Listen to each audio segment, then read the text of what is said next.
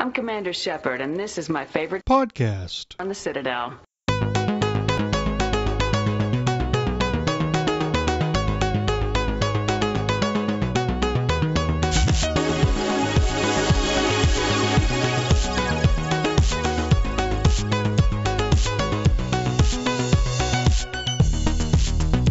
Hello and welcome to Andromenerds, a Mass Effect Andromeda podcast. This is episode number 2. My name is Minius of Minius GC, and with me are my fellow co-hosts, the amazing Anima from Anima Gaming. Hi. That's right. Tucker from Mass Effect Follower. Hello, everyone. Tucker, you need a nickname. Well, I mean, I used to be called Tucker the but I don't think I can really use that. Already. Okay. Cue the bird call. Okay. And the one and only BioFan. The name is self-explanatory. It is self-explanatory. Mm-hmm. Oh, I was going to ask BioFan a quick question. I am curious. Why do you go by BioFan? Why don't you use your name? I don't know. I've just always kind of used it. Like, enough people know my name. Like, people that work at BioWare know my name. I don't know. I've just gone by BioFan for, like, trademarking purposes. Do you guys want to know a secret? Sure. What? My name is not actually Minius. Oh, I feel so betrayed. It's totally made up. I thought your name was actually Minius. No, it's Minius, and it's not a real name, but I think it's cool, so I use it. Similar reasons. BioFan makes sense. Minius doesn't make any sense at all, but that's part of the fun. My name opens a few doors. Like, people know immediately kind of what I'm about, so it kind of helps. You're a fan of biology. That too. That's the one. What about you, Anima? Is Anima? No, I wish it was. I got it from Final Fantasy X, the summon Anima. Oh, so I'm the only one that actually uses my name. Yep. You weirdo. You were named and you use a real name? Well, yes, I don't go by Mass Effect Follower. Although part of the thing with Mass Effect Follower is that there are a few others that work at Mass Effect Follower. I have a few writers, and I just brought on a new video editor, so it'd be kind of weird if that's what I go by. Yeah, we're all kind of on our own channels, so I think for us it kind of works. But for you, it'd be weird. Yeah. I wish I could just bloody bring on a new editor. I can't pay people, so... No. So we've got a topic, the main topic for today's show, and it's an absolute doozy. And basically, it's one loaded question, which encompasses a whole bunch of other questions, but how does... A question that leads to questions. Oh, boy. Questions lead to questions. How does Mass Effect get from the Milky Way galaxy to the Andromeda galaxy? Through a spaceship. On the big spaceship things. Big spaceship. Question answered. All right, next topic. Wait, yeah. Yeah, next question. Moving on. End of the podcast. And roll credits. There's a couple things that go into that, right? I mean, first of all, how the hell... And cue the awesome disco How the hell music. do you make a sequel to Mass Effect? I don't know. I can't even... I have it take place in an entirely different galaxy. I mean, that's what they're doing. Yeah, that's where they're having the story totally... It's kind of like a spin-off, but better. Yeah. They couldn't continue from Shepard, really. Well, no, and they couldn't really have a prequel either because we know the events. Yeah, there's not some... Like, I mean, you could, but the story would be so much smaller and less important in scale. And I feel like choices wouldn't be as influential if it's a prequel. Yeah. Plus, I mean, you kind of decide your own prequel anyway. Like, you decide your past and stuff, so... Yeah, Earthborn, Survive, or Colonist, and what was the other one? Earthborn, Colonist, and... War Hero? Oh, yeah, War Hero. Soul Survivor? Was that a starter? Isn't it Ruthless? Ruthless? Oh, Ruthless. Yeah, where you go and you kill a bunch of It wasn't. I don't think it was Ruthless. It was... Was that a starter? Because I thought the starter was like Colonist, Earthborn, and there's one... Earthborn or Spacer. Yeah, Spacer? I think what you're talking about, Minius, Spacer. are ones in the second one. I'm talking about the second one, yeah. Yeah. Where he's Soul Survivor, War Hero. War Hero, or Ruthless. And then it goes on to class. What class did you guys pick? Curious. Adept. What's Adept. up? Using Yep. the biotics. Yep. I was all over the place. I did Soldier. I would love to have one playthrough where I'm like, that's my playthrough. I romanced this person. I did this. I don't see it like that. I played the games way too many times. Oh yeah, I Way know, too but many I mean, what times. was your first one? Like, what your first Mass Effect game? What class did you play as? Very first one, I made the mistake and played as a soldier. I believe that was a mistake. It was not as fun. That's the one I picked. Although I really enjoyed soldier in Mass Effect 2. But in Mass Effect 1, I did not enjoy the soldier class as much. Adept is probably the way to go. Yeah, I actually picked Soldier the first time in the very first Mass Effect, and then I went to Adept in the second one and just had a better time. Because you punch stuff with blue stuff, and it's great. I mean, I'm pretty sure we've all played as a bunch of different classes, but I feel like the soldier is the canon Shepard story. Yeah, Or I think class. that's like the canon Yeah. commercial Shepard. Yeah. So that's the one that I picked, is like the canon one.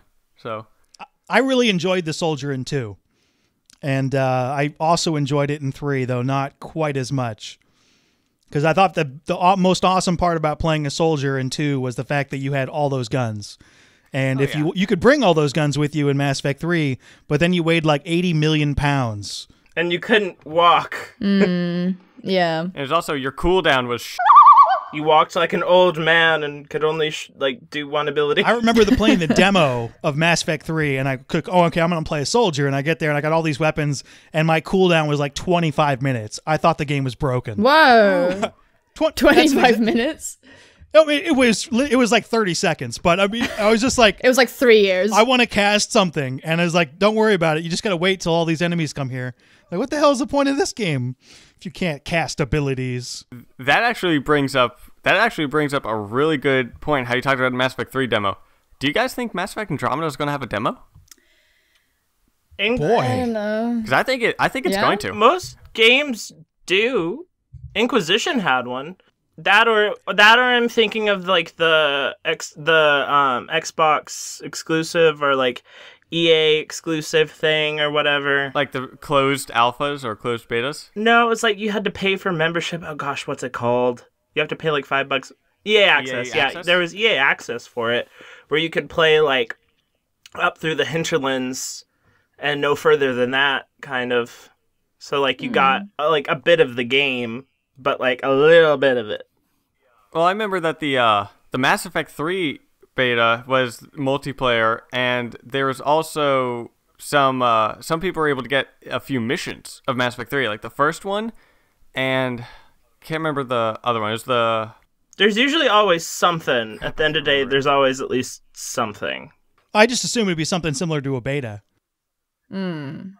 yeah, that's why I'm thinking is that it's going to have something like that maybe one or two multiplayer maps, and maybe not the opening mission, because I feel like that's going to be a big thing. Oh yeah, that's going to be pretty Yeah. spoilery. But maybe like the third mission into Andromeda, like, where it's not a huge one, but you're landing on a new planet.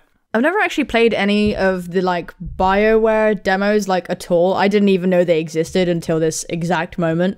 But like, so for you guys, I assume that you guys have played the demos, right? Because you're like talking about them. It's been so long though. So long, we just need something, anything. But the newest one is like a good 4 years old now. I don't know. Jesus. But did playing like a demo like impact how you felt about the game? Because I felt like going through Mass Effect with just no kind of like story or demo or anything kind of had a lot of impact, but I don't know.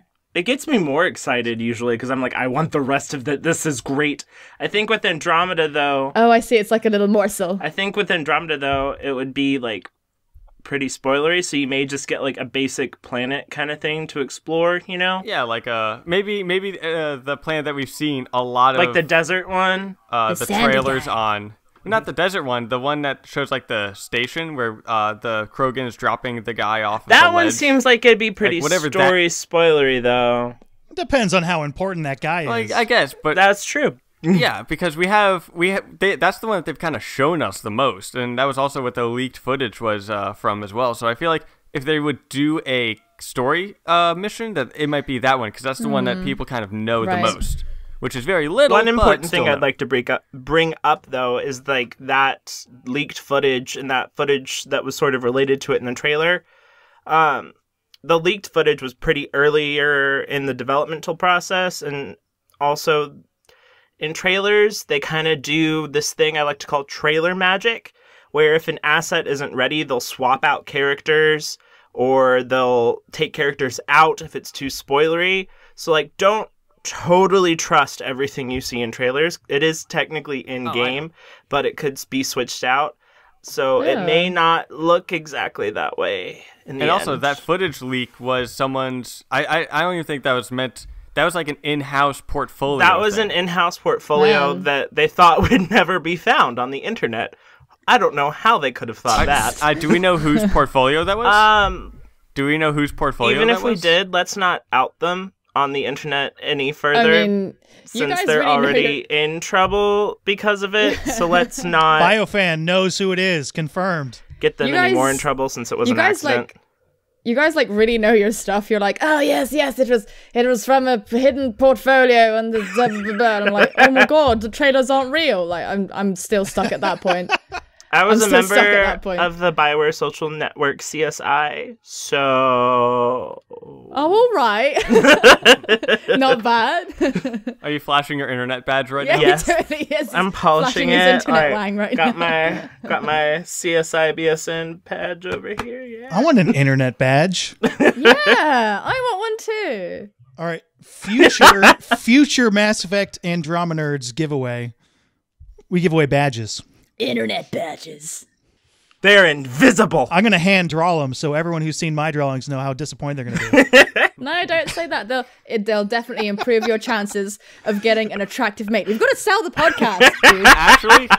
Actually, let's promote something a little Minius. bit. For the next couple weeks, whoever, like, if you send us an email with a good question, if we use that question, Minius will personally email you back a response with that that medal. Okay. Or with that little CSI The download email thing. address, by the way, andromenerds@gmail.com. If you don't know how to spell it, don't worry. None of us do either, but we got it right in the title of the video, so you can just copy that. Minius, no, you're holding us to these high standards. Who knows if we got it right in the title, man? But we'll also have it in the link in the description down below. That is correct. Or if you pay attention. I believe my description box last week was not on par. Didn't you just copy and paste it? No, by the time I got to copy and pasting it, BioFan was all ready to go. Oh, sure. So Wait, what happened? don't worry about it. It's less Right, important than the actual badge and feeling of accomplishment you get by emailing us a great Yes. question. The feeling yeah. of you just keep peddling the same thing over and Because we over. love to hear from you guys. Woo! Oh, and speaking of that, I do want to point this out because I don't know if you guys noticed in all of your comments, but this one guy went to all of our videos and was disappointed that none of us talked about if we like pandas. Oh, yeah, I love that guy. Oh, I love He didn't come to mine. I feel left out. Oh, he didn't? No, I feel Yeah. left out. Mark, He probably just came to yours, Tucker. Mark, we like pandas. Really? He didn't go to you guys? I could have sworn I saw him in the other, because I checked the comments of your videos as well to see if there are any questions in there we could use, and I could have sworn I saw it in everyone else's. I do not remember a panda guy. I am going to look. It was in mine for sure, yeah. What? Well, we all mentioned favorite animals off the cuff. All right, pandas on a scale of 1 to 10. 10. 8, 7, Wait, 8. I'm gonna- 7 or 8? Wow. 4. That's Harsh, pretty low. dude. Yeah. I mean, I'm going to go with at least a 9.5. Do you base your animals on how fast they are? Like your favorite animal? Well, I mean, I'm not. That's not a key factor, but I mean, that's got to be decided. I like how I said 4 and you guys are picking on Tucker. I don't have the panda comment either. We're so left out. Ugh. Tucker's Mark? like, oh yeah, the comments everywhere. Mark, next time you want to make fun of us for not mentioning your favorite animal, you need to go to everybody's comment section and call us out. No, you need to go to every single video everybody has made ever. And post the comment. I mean, we've made quite a few videos, right? It's worth a few views, right? I think Anima just wants more I think views. Anima just wants a Totally. comment on each of our video to boost every single one. Okay. Do it. I need the SEO, okay? Anyway, should we get back on topic? Yeah, I'm going to try to steer us back on topic. Mass Effect's making a huge transition from Andromeda to the Milky Way. Andromeda, over 2.5 million light years away. In order to make a sequel properly, I think we're all kind of on the same page. A setting change is needed. It's a clean slate. They're Clean slate. The ending was leaving the trilogy behind, moving forward. ending was heavily fractured. Squeaky clean. Don't you sleep the whole way? Like, So what happens? I would hope so. As we know so far, what happens is we leave the Milky Way galaxy some point before the end of Mass Effect 3, probably a lot before the ending of Mass Effect 3, but we leave, we know, before then, and we get in a spaceship, and we are in some form of stasis for several hundred years, and then we arrive in Andromeda. Ryder wakes up, breathes, and goes, "We're here," or whatever thing that was in the trailer. So you are going 100% they leave before the ending of Mass Effect 3. Well, yeah, it's confirmed. oh, is it confirmed? It's confirmed, yeah. It was heavily hinted. Are you going confirmed? It wasn't. I don't think it was confirmed, but they have stated that the ending of Mass Effect 3 is not going to influence Andromeda. Therefore, Therefore, it's confirmed by default. Yeah, I don't know if that's confirmed. We If got the different- ending isn't, Well, I mean, I think if the ending isn't affecting it, then then we leave before the ending, because the ending has a pretty big effect on pretty much everything. I mean, Yeah. the fact that Ryder was not green and sparkly. yeah.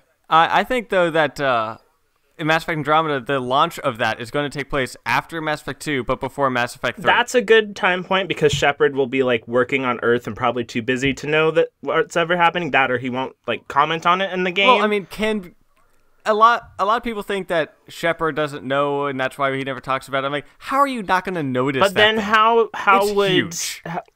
But then, don't you think it would have been mentioned by Shepard at some point of, oh, by the way, if we fail, it's okay. We have people going to a different galaxy. Like, don't you think that would have come up? Well, no, I think he was too busy trying not to fail. Oh, that would take the steam out of Mass Effect 3. Like, don't worry about it. This game doesn't matter. Yeah, that's a good point, actually. That's a really That is a solid good point. I mean, when I think about it, I reckon, wouldn't it have happened during Mass Effect 3, like a last ditch effort, but that would explain why Shepard might not have mentioned it, because he was like busy, But don't you sorting think out the whole world. that sounds totally logical? But Yeah, but I mean, here's the thing the about big that. thing: how do you get that many ships away out of the galaxy through bazillions of Reapers Oh, that's true. without like getting blown to smithereens? And not just that, but also the amount of assets that it would be used. I mean, they were trying to stop the Reapers from destroying everything. I don't think they would have had the extra assets to do that. Yeah, it kind of to create the Andromeda. seems like they That's were true. pretty stretched then. I also kind of think another good time point, if it's within Shepard's lifetime, because, it could have happened before, but if it was within Shepard's, I say quote marks, lifetime, because between, kind of in the intro part of Mass Effect 2, when Shepard dies, and then he or she is out of commission for a while they're being brought back to life, that could be a good time point, because then Shepard would have had no idea what that happened at all if they left during that. Because didn't it take like 2 or 3 years for Shepard to be brought back? Yeah, that's the window that makes sense. I could see Shepard, hey, there are Reapers coming. And was like, oh no, but we got Shepard. And then Shepard goes down. They're like, oh no. Oh no, Shepard's gone. We better leave. Shepard's gone. We got to get the hell out of here. Let's get the hell out of here, y'all. Bye, Felicia. And well, here's the thing about that. Well, here's the thing about that though, is that in Mass Effect Andromeda, it's definitely showing that humans are a big part of it. Humans were still considered not worth anything by the other races during Mass Effect 2. Well, isn't it? Well, they've said it's, quote, a predominantly human story, so maybe it's mostly humans and then a few aliens. Would it make sense? I'm just throwing this out there, but wouldn't it make sense for it You to throw, girl, you throw. I'm gonna throw, girl. Would it You do make it. sense for it to happen like before Mass Effect at all? That also makes a whole lot of sense, because you leave... I think And that then- doesn't make much sense, but go ahead and go first, BioFan. I think it makes sense because you... Yeah, I don't think it makes sense either. Because Let's you... stomp all over BioFan before we can talk. Okay. I'm sorry, dude. I shouldn't have said anything. This is because of the panda All comment. because of the friggin' I'm just panda. asking like a harmless question. So if we leave before, then Shepard either wouldn't know about it, maybe, because it does take several hundred years. So it still technically would be after Mass Effect 3, which is what they're saying, but that confused a lot of people. It is technically after, but you're not going to see the after in the Milky Way. You're seeing later, technically, in time, but in Andromeda. So that would still... Here's one of the largest issues. You've got this galaxy. It's the Milky Way galaxy. It's huge. There are like 400 billion stars. And I mean it. I'm not exaggerating. There are like 400 billion stars. Why the hell, if you aren't afraid of anybody coming, wouldn't you just go to another star nearby?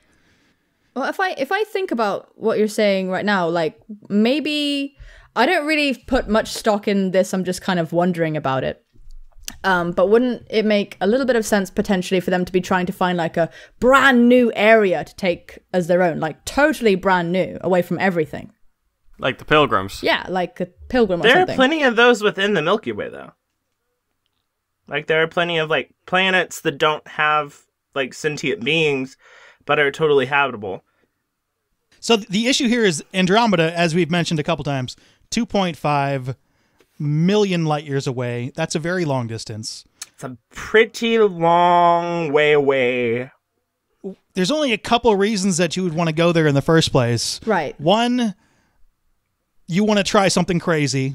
It'd be fun to like, hey, let's sail around the world like back in the 1400s when your sailboat's all leaky and stuff. That's crazy. Like, maybe it's for science. But you want to do it just to do it, right? Because that sounds awesome. Yeah. Or you're totally freaked out. The Milky Way is about to be destroyed. You need to get the hell out of the Milky Way. Ooh, I have a new theory. Go, new theory, go. Okay. Go. Originally, there was the original ending of the trilogy had to do with like dark energy, like threatening the galaxy or something, right? So maybe like I don't know if that was the original ending, but it was an ending at some point. It was an ending that almost happened but didn't.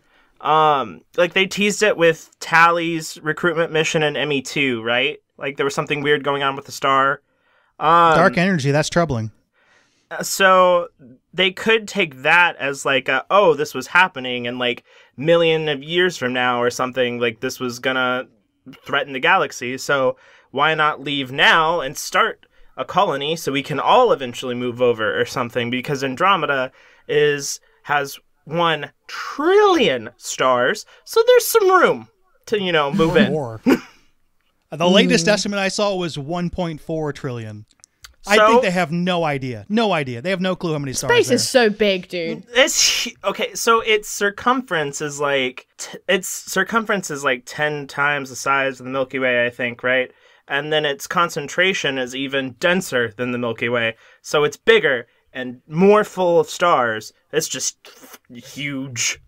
I just want to point out that there's like, what is it, 6 billion people on Earth or something like that?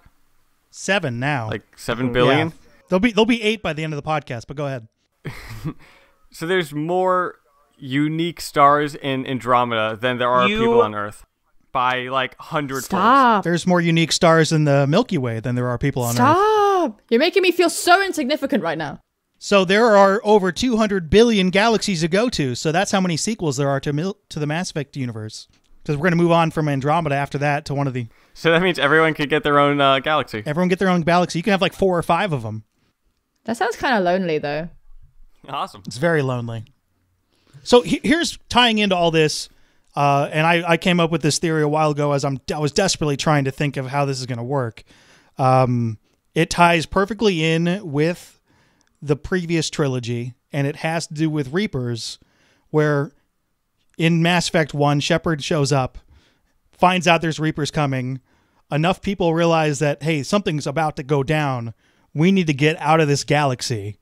And they leave. Sometime between the end of Mass Effect 1 and the time the Reapers show up, or at least until the time the Reapers take over the Milky Way in Mass Effect 3. And the direct reason they're going to Andromeda is because, hey, listen, these Reapers, they've wiped out advanced civilization like 20,000 consecutive times. We don't really have a shot. So in desperation, they leave and they get in a ship, go into hyperstasis, and fly 2.5 million light years away. Is fly the right word? Can you fly in space? Yeah. Glide? Yeah, float? fly, Let's travel. fly. But yeah, fly's good. I like that theory. It's a pretty popular kind of idea. But a lot of times when that's brought up, people are like, people didn't believe Shepard or whatever. but at the same time, I'm kind of like, well, there was a Reaper that kind of attacked the Citadel.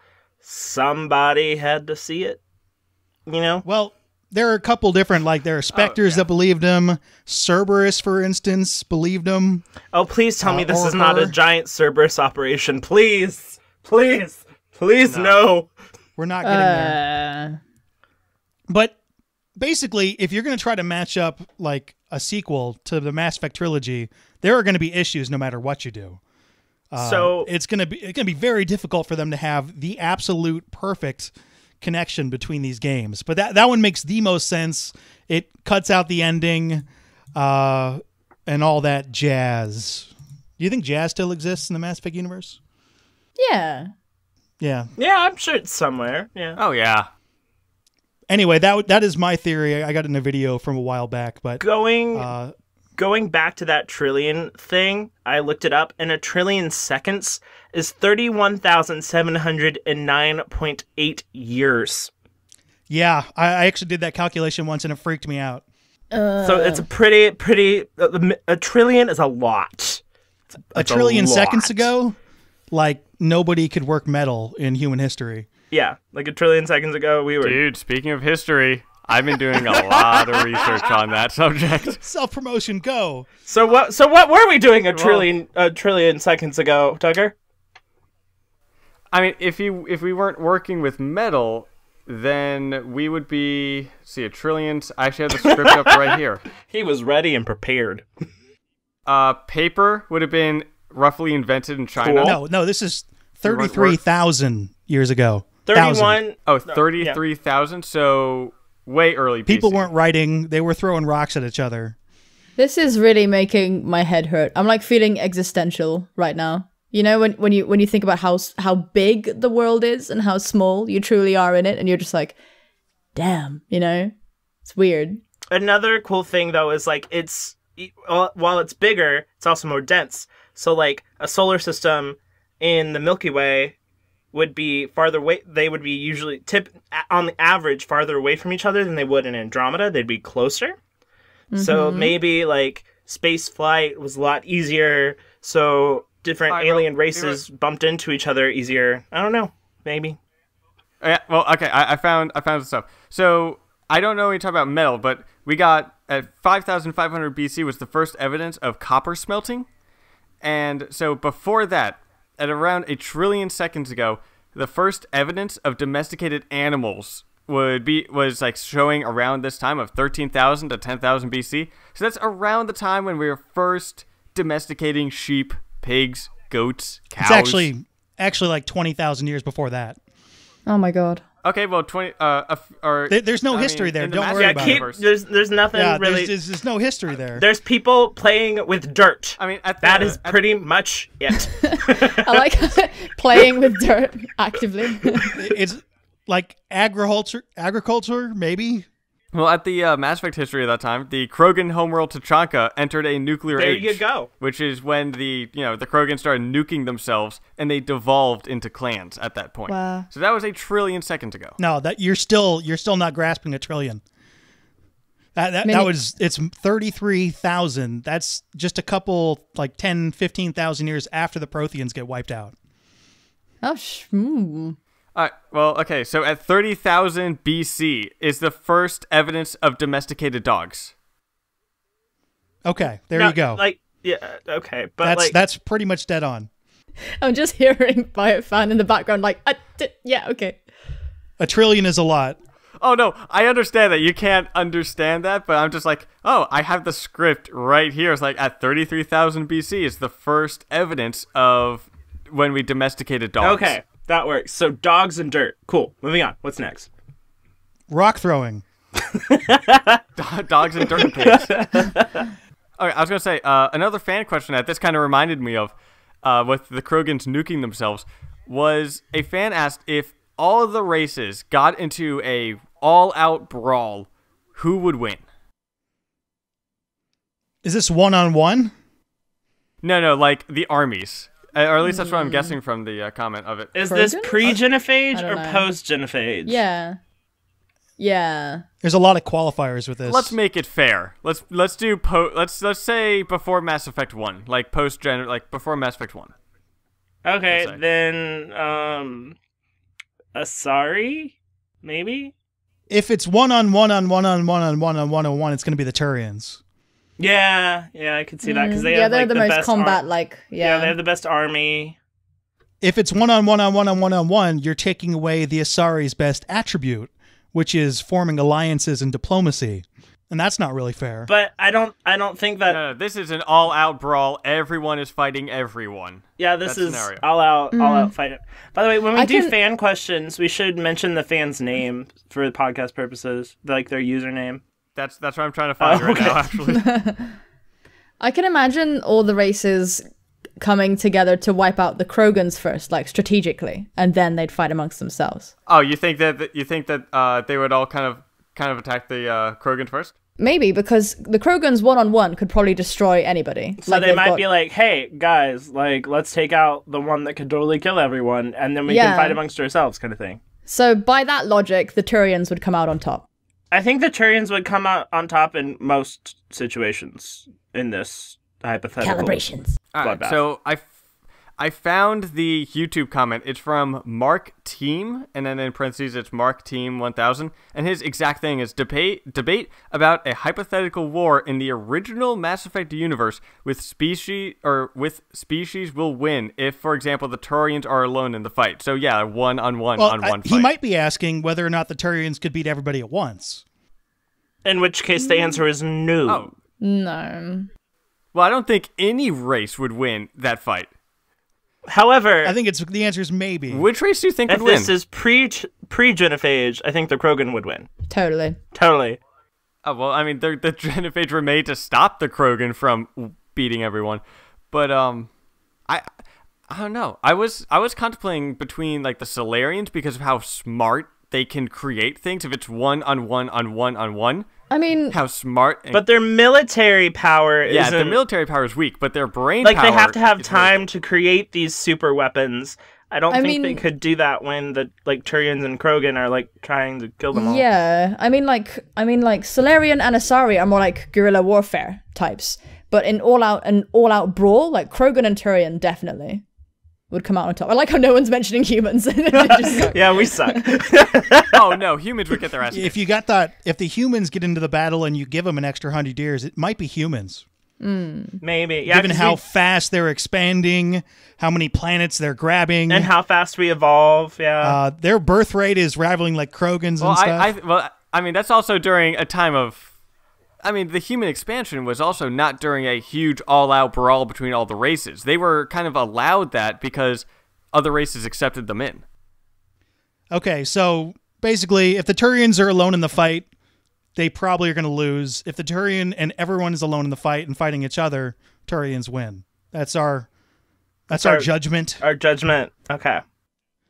I mean, let's be honest. Like the Elcor, the Vorka, they're out. They're dead. They're gone. Hanar! Yeah, Hanar! Team Hanar! We know we're losing a battle, but we have the most style points. We're okay. See, again, what I'm trying to think about is, what about the Solarian task group, like the special task group? They don't have enough of those compared to the mighty Krogan and Turian armatas. So do we? If we can examine. But what I'm trying to think about is, what about like small little insurgents, like small little groups that they'll go and they'll kill high ranked people, because you might have a really strong military power, but you get a few people that are really good that they can sneak in and kill some of the higher people, and anarchy goes out. Yeah, but you're talking the entire races, though, not like. So they had that ability against the Krogan in the Krogan rebellions, and it didn't do them shit. Yeah. That's true. That's the issue there. Is it's awesome. The STG it's just an awesome organization to begin with, but it's much more effective if you're not in a war. It's a preventative measure, really.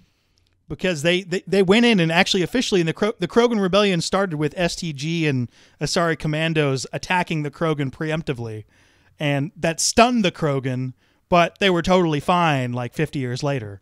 Because they're badass. So if we think about it,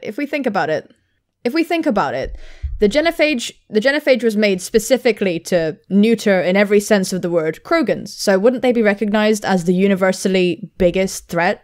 So wouldn't they win? I don't know, my mind. Everybody's one-on-one and the Krogans are healthy? Yeah, probably. Well, no, this is post-genophage. If it's pre-genophage, they'll definitely win. If it's post, Yes. maybe not.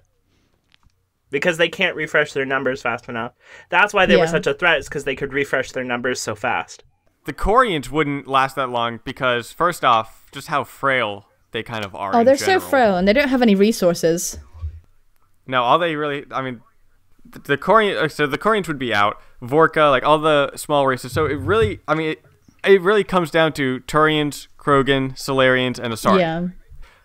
Right? I think it's Turians and Krogan, and the other one that you want to throw in there, if we want to throw in more caveats, would be Rachni. Oh my god, the Rachni. Oh, right, the Rachni. We've been discussing this for like 20 minutes. Should we maybe move on? Never. Yeah. Never. Who would We should win? probably move on. This is a fun Who conversation. would win, a Probably. goose or a panda? This is a fun conversation. Go, goose or panda? Moose. Who'd win in a fight? Moose. Panda? Panda. Moose. Goose. Panda. Goose through aggression alone. You think a goose could kill a panda? I said moose. Oh, you said moose. That makes I more said sense. moose. I didn't But say the geese moose. could Fair. terrify them Goose. away to, charge all angry and, Mass Effect Andromeda podcast, everybody. Well, here's something else that was brought up. So you're in Andromeda.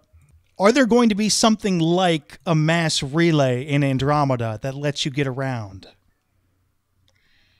I don't think so. Because maybe not. I mean, the Mass Effect relays were set up by the Reapers. But So unless another... Yeah? But you have to think that there hopefully hasn't been Reapers in Andromeda, so maybe with those bazillion years they've had without 50,000-year cycles, maybe at some point some race invented some sort of hyperdrive accelerating apparatus thing in Andromeda. That, or there's also the fact that because the systems are so much closer together, we may not even need a mass relay. Like, we may just go with, like, a cluster, like the Helios makes cluster sense. from the, like, survey thing. So maybe, like, because they're closer together, it will feel about as big as the Milky Way, but it won't be the entire galaxy, you know? Because they're so much closer together. Yeah, that's what I think, is that... I don't think mass relay... I mean, I'm sure that there's going to be some form, like once we meet the natives of the Andromeda Galaxy and everything like that, I'm sure they're going to have some form of technology that lets them have, like, FTL travel. But I don't think something like the mass relays are going to be in Andromeda. Because I wonder how advanced they're going to be, because the Reapers giving the mass relays allowed the races in the Milky Way to advance faster, but there not being Reapers in Andromeda may allow the races to advance since they're not getting wiped out every 50,000 years. So I don't know how it's going to go. I think specifically in the game that's going up called Mass Effect Andromeda, it's only taking place in a cluster. There will be no massive transportation system. That does not say, though, that in Andromeda there's another one. There could be a small transportation system. There might be a smaller transportation system. Like, remember that concept art of that big black thing with, like, that rainbow light thingy that kind of looked like a mass relay? I mean, wasn't that confirmed to be an original concept for Mass Effect 1? No, because it's an Andromeda concept art. Hold on. I know exactly what you're talking about. I think it's a remnant vault, sworn that- but What's the... Do you guys have that on hand so I can look at it? I'm looking it up. Oh, here it is. Are you talking about, like, it looks like a big kind of T? Hold on. Because I thought that was... It has... Or that was They released- disproven to be concept for Mass Effect 1. No, it's for Andromeda. They released it on N7 Day while they're working on Andromeda. It was one of the first concept arts for Andromeda. yeah, N7 Day 14. N7 Day 14, they released, what, like 7 screenshots. But they released it, like, the N7 Day where they released a bunch of initial concept art for Andromeda, right?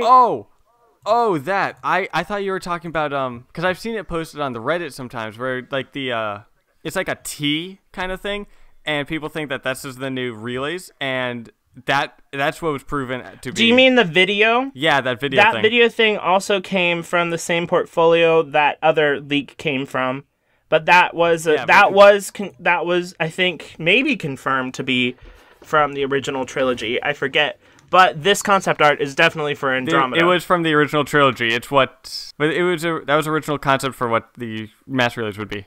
So this is connected, that very image you're talking about. Here's what I think it is, and it's also from the leak. It's a Remnant Elite Vault, which is an orbital space station. Because the architecture looks very similar to another screenshot from that very same N7 day that's kind of got angled black things that could also be Remnant. So there are two kinds of Remnant vaults. One that's on the ground, you get a big space key, you go to an orbital space station that has all the good stuff in it. Massive speculation. Well, I applaud them for their use of rainbows. I still haven't seen this image, by the way. Oh no, I see it. Oh, she sees it. it. Yeah, okay. there is a rainbow thing. It looks a bit like a rainbow. Wow, I feel really represented right now. I mean, what is it? Is it like... that's really cool. Okay. It kind of looks like a relay, but it's not, huh? I agree with Minius on it. It's probably one of those Remnant Volt thingy-majigs. Right, that makes sense. It could be. And also, isn't that what multiplayer is? Is missions like the vaults that you don't have to attack?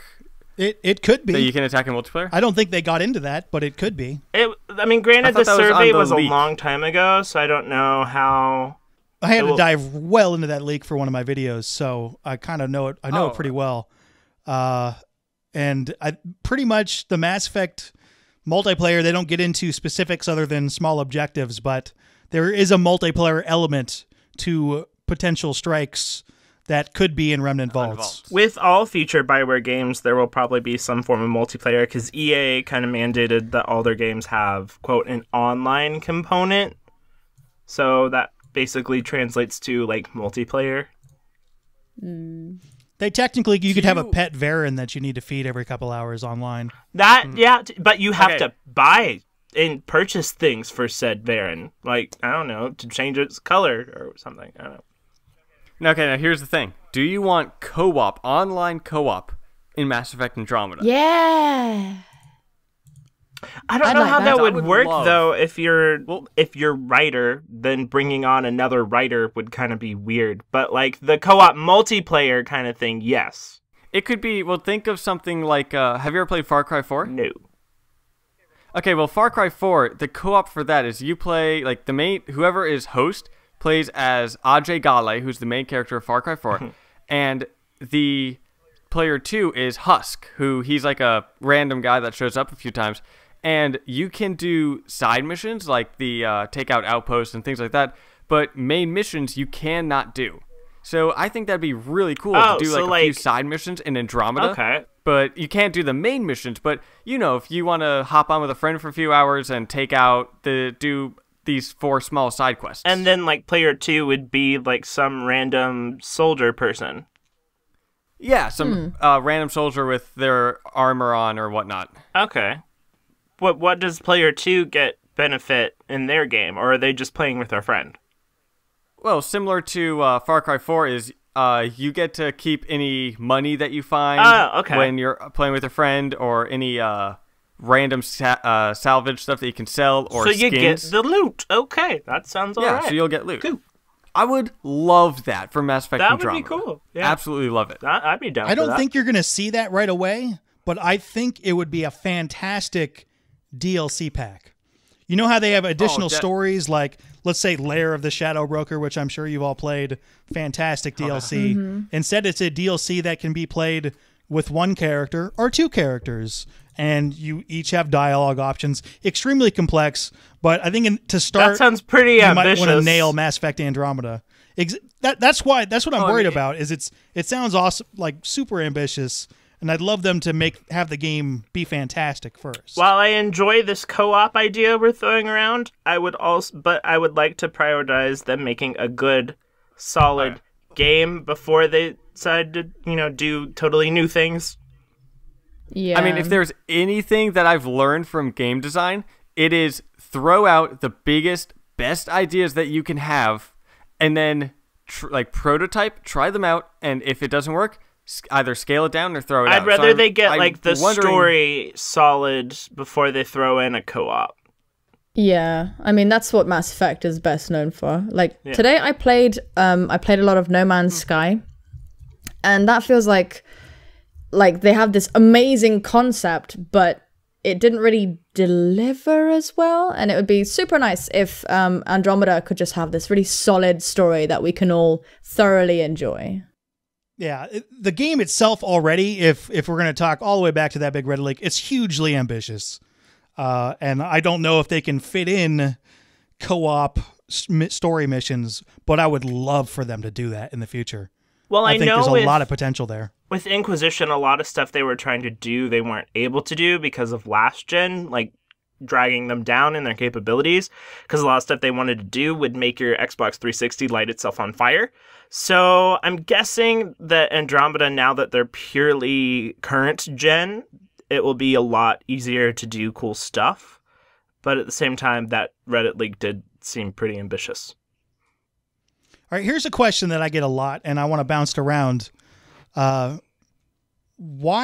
aren't Mass Effect 2 and 3 playable on the Xbox One yet? That is a good question. We don't know why, because the multi-disc thing is no longer an issue, so I don't know why, unless they're holding off until or closer to launch to be like, hey, play our previous games or something, you know? You think they might be done and they're maybe December, they're check this out, you can play the old Mass Effect games. Also, Mass Effect Andromeda coming in 2 months. Yeah. They might even release them in a bundle. It could also do something like what Emma just said with Gears of War and Halo. What they have is, buy this game and you get the previous titles. Yeah, maybe the collector's edition of Andromeda will have the original trilogy with Halo Wars 2 is, if you pre-order that, you get Halo Wars 1. Yeah, because when I bought Fallout 4, they gave me Fallout 3 as well. So maybe that's what they're doing. Yeah, they could be potentially doing that, or they might even include the demo if you buy them.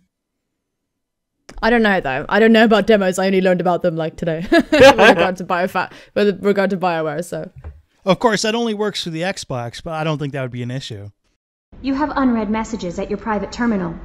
BioFan, we got some emails at andromenerds@gmail.com. What do we got? Well, from Trevor, we have, hey guys, well, you all said what it was that you were looking forward to most in Andromeda. It got me thinking about what it was that I was looking forward to in it, and that would be meeting new companions in the game. The companions have always been a big part of the games for me, especially when you get to have close bonds with them as friends and potential romances. When the game puts hours of it in for you to interact with them and get to know them, you get a connection with them. That's what made the game so special to me and what got me hooked on them in the first place. So my question is, who were the companions you felt most attached to and why? And do you believe that BioWare can pull off ones just as good as them in Andromeda? Liara! I liked her a lot. So, the super two-part question, who did I feel most attached? I loved a lot. Probably Garrus for me. Oh, I really loved Garrus, yeah. I would say Rex. I loved Rex and Grunt. I loved them both. They were great. Morden was my absolute favorite. I liked Jack because she was so different from the others. Yeah. I have a hard time, and probably it's one of the reasons why Mass Effect was so great. I have a hard time saying this person was so much better than everyone else. Yeah, because they're all that's great. The case. Yeah, they're all great. There's so many characters. And yeah, I think that's going to be a problem to match that in Andromeda. That's a tough order. Well, I think they'll go with different character archetypes. So there'll be different personalities than before. You also have to keep in mind that the cast of characters, they're kind of going for younger than in the original trilogy. Since we're younger, it's kind of matching us. There'll probably be an older character or two there, but the cast is kind of younger. So maybe slightly less mature. I don't know. No, Grunt was a year old or less. That's pretty young. Yeah. Although Grunt had some also great comments. Yeah, Grunt was awesome. Little jokes and such. Crow is adorable. That's why there's going to be a Krogan, so that's great. There's at least one right Krogan. there, like number one checkoff. There will be a Krogan. There will be a Krogan. That's probably going to laugh about killing people. Exactly. What if they make a sensitive Krogan? That would be different. That would be awesome. I would pay I lots of stepped money. on a butterfly. Oh no. Yeah, he like wants to be a poet and stuff. Like, do you guys remember the Disney Pixar movie Bug's Life? Yes. The caterpillar. Imagine him as like a Krogan. Oh. I want the same voice actor too. Yes. All of it. That caterpillar that. is a Krogan. That exact caterpillar as a Krogan. I would love that. Do we have to That'd shoot them? Can we talk to them instead? That would get my pre-order immediately. Like, pre-order confirmed. But yeah, the All right, what characters... other- Carry on. Oh, go ahead. No, you're still continuing. Go about the characters. Yeah, the characters are just so... I mean, I think for a lot of people, especially people who are sort of more casual players, a lot of people probably got into Mass Effect for the characters. So... I think that was one of the hugest parts, yeah. Yeah. That was why ME2 was so awesome. It was very character-focused. Oh, here's a question. It's not really a question. Cody wants a Maverick-style Elcor to pilot the ship. Oh, I would love that so much. That would be cool. As much as I love the Elcor, I don't think they're going to be in Andromeda. I would love an Elcor on the ship. The reaction times, though, with the Elcor are very, very low. Maybe I they'll don't maybe think you be can find like... a Maverick-like Elcor. Maybe like 5 Elcor came with us. It's like the Royal Elcor family or something. I just picture the slow reaction speeds of the Elcor. They're like, "Hey, Mr. Elcor, sir, you're riding right into an asteroid field. Patiently, I see it. I will turn. Boom! Ah! Despairingly, we're all going to die. I really love Elcor. They're so great. Wait, hold on. Wait.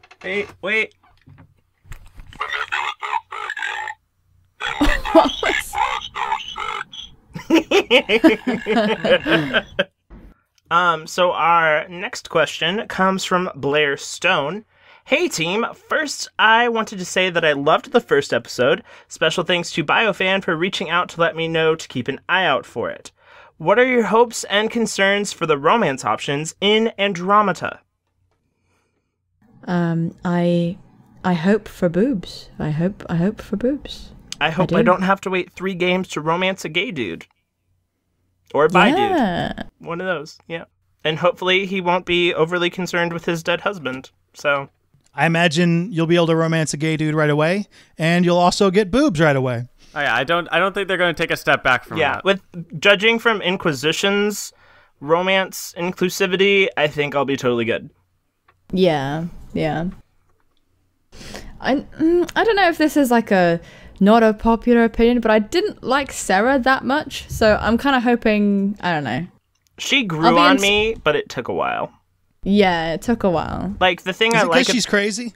I think like the thing I like about her is like she's so different from the others. Like the others are all very serious and goal oriented, and she's just kind of like, okay, yeah, whatever, we're doing this. All right, cool. She just kind of shoots the shit and goes with the punches, you know. That's all we've got for today. Join us next week as we talk about our largest fears for Mass Effect Andromeda. If you have any questions for us, Mass Effect related or otherwise, feel free to email us at andromenerds@gmail.com, and your questions may be featured in an upcoming episode. Along with our co-hosts, be sure to follow Andromenerds on Twitter. If you like this podcast and would like to see some more awesome videos, be sure to check out and subscribe to our respective channels.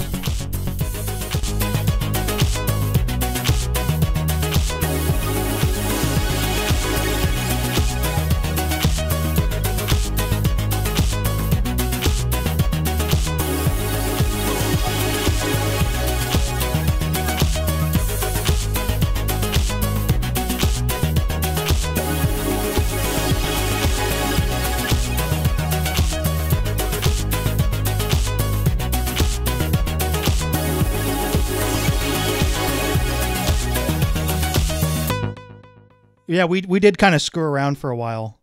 Actually, are there any other topics? At the risk I like of screwing around. Yeah, at the risk of you just came out and said it. At the risk of sounding dodgy, I enjoyed screwing around with you guys. It was good.